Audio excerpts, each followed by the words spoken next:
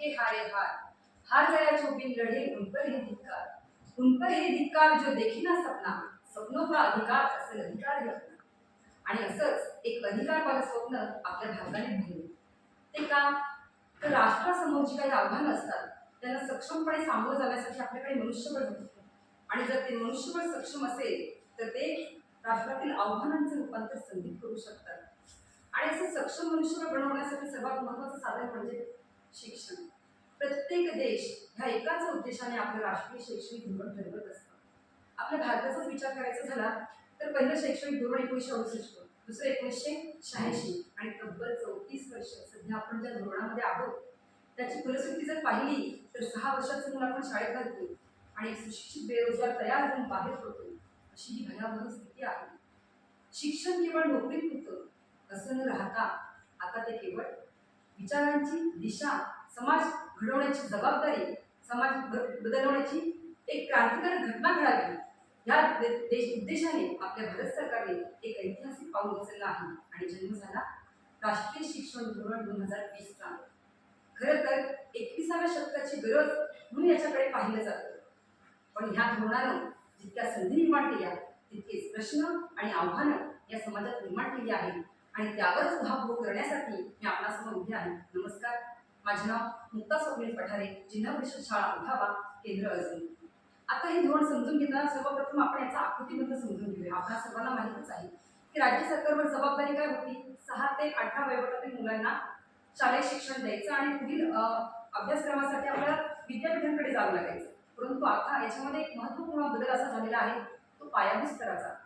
अंगणवाडीतील जी मुलं 3, 4 आणि 5 वर्ष वयोगटाची जी बागडत खेळत होती, आता मगाशीच मॅडमने सांगितलं की 6 वर्षाच्या मुलाचा विकास जो मेंदूचा होतो, मेंदूशास्त्र असं म्हणतं की व्यक्तीचा विकास जो आहे तो 85% 6व्या वर्षापर्यंत होतो आणि हेच आपल्या शासनाने हेरलं आणि त्यांना पायाभूत स्तरावर सामील केलं. बरं, मग हे शिक्षण द्यायचं कसं? एक किस्सा थोडक्यात सांगते. एक कसाई आपल्या बकऱ्याला घेऊन चालला होता. मुलाने पाहिलं, जो बाबांबरोबर चालला होता, बाबा बाबा तू बकरा काय एवढा ओरडतोय आणि तो माणूस त्याला का घेऊन चाललाय? तर बाबाने सांगितलं, बेटा तू कसाई आहे आणि त्या बकऱ्याला कापायला चालवले. मुलगा म्हणाला, अच्छा, मला वाटलं की त्याला शाळेत चालवले की काय. म्हणजे कापून घेण्यापेक्षा शाळेत जाणे ही मुलांना शिक्षा वाटते. पायाभूत स्तरावरच्या विद्यार्थ्यांची अशी अवस्था का झाली याचा विचार करूनच हे शैक्षणिक धोरण एक नवीन क्रांतिकारक टप्पा ठरणार आहे. आणि ह्या स्तरावर विद्यार्थ्यांना कौशल्य त्यांना प्राप्त व्हावं म्हणून गाणी, खेळ, कृती आधारित शिक्षणावर भर दिला आहे. आणि आपसुकच ते शिक्षणाच्या प्रवाहात येणारे भीतीयुक्त वातावरण तिथे नसणारे.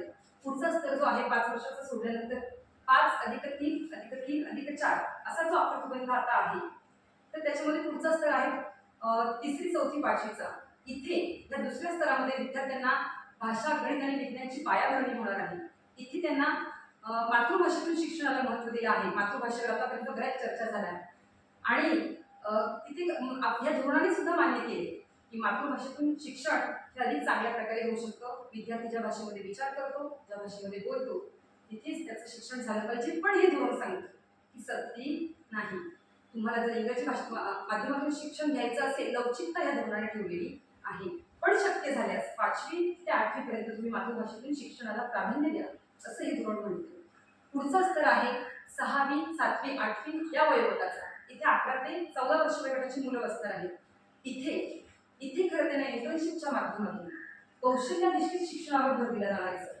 तुम्हाला पाहिजे तो विषय तुम्ही निवडू शकता. इथे तुम्हाला नोकरीचं बर्डन नाहीये की आता लगेचच तुम्हाला विषय निवडून नोकरीसाठी जायचे. विद्यार्थ्याला इथे कळणार मला कुठल्या विषयात आवडेल.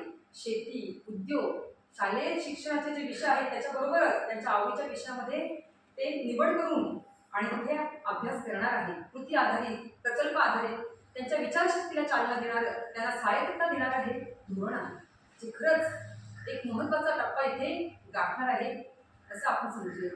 त्यानंतर पुढचा आहे टप्पा शेवटचा 4 वर्षाचा. तिथे आहे 9वी, 10वी, 11वी आणि 12वी. ह्या स्तरामधला सगळ्यात मोठा बदल काय आहे तर इथे स्ट्रीम जाणार आहे. जो प्रभाव होता की तुम्हाला 10वी आणि 12वी बोर्डाची जी परीक्षा आहे जिला आपल्याकडे खूप अनन्यसाधारण महत्त्व आहे, ते जाऊन इथे 6माही परीक्षेचा पॅटर्न राबवला जाणार आहे. आणि विद्यार्थ्यांना इथे मॅथ्स बरोबर बायोलॉजी इतिहासाबरोबर संगणक तुमच्या आवडीचे विषय तुम्हाला शिकता येणार आहे. मला स्वयंपाक बनवायला आवडतो, मी तिथे तेही शिक्षण घेऊ शकते. म्हणजेच जीवनाशी थेट जोडणारं हे शिक्षण होणार आहे, फक्त नोकरीसाठी नाही.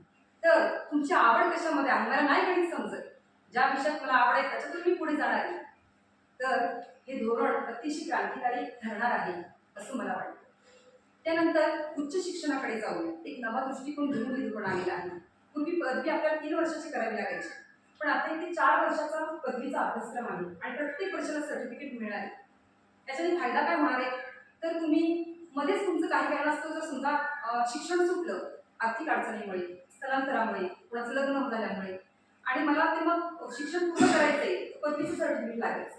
परंतु आता तुम्ही कधीही रिएंट्री करू शकता आणि तुमचा अभ्यास पूर्ण करू शकता, किंवा मध्ये 2 वर्षाचं माझ्याकडे सर्टिफिकेट आहे, मी नोकरीसाठी जर मला भेटणार नोकरीचं एखादं हे असेल तर मी तिथे अप्लाय करू शकते. अशी तिथे स्वातंत्र्य देणारं हे असं धोरण आहे. पण या धोरणामध्ये एक अजून एक प्रामुख्याने सांगायची गोष्ट म्हणजे तुम्हाला दुर्गमातील दुर्गम भागातले जे विद्यार्थी आहेत, ज्यांना आतापर्यंत हवं ते शिक्षण घेता येत नव्हतं, पण ऑनलाईनच्या माध्यमातून त्यांना तिथे हवा तो अभ्यासक्रम उपलब्ध करून दिला जाणार आहे आणि उच्च शिक्षणाचं स्वप्न गरीबातील गरीब मुलाचं इथे पूर्ण होणार आहे. त्याचबरोबर मुलांना स्वातंत्र्य तर आहेच, लवचिकता दिलेली आहे, पण शिक्षकांचा मान आणि सन्मान राखणारं असं हे धोरण आहे.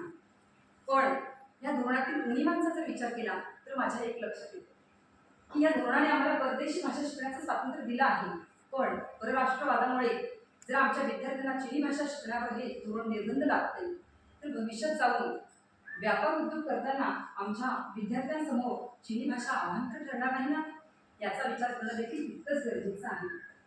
पण एकूणच पाहता हे धोरण असं सांगतं की भारताला आपण पुन्हा एकदा ज्ञान महासत्ता बनवूया, जी आपली पूर्व परंपरा होती.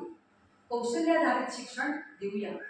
खरं पाहता हे धोरण म्हणजे केवळ सरकारी दस्तावेज नाही, तर ती आहे विचारांची क्रांती, आपल्या संस्कृतीचा उत्सव आणि आपल्या भविष्याचा पाया.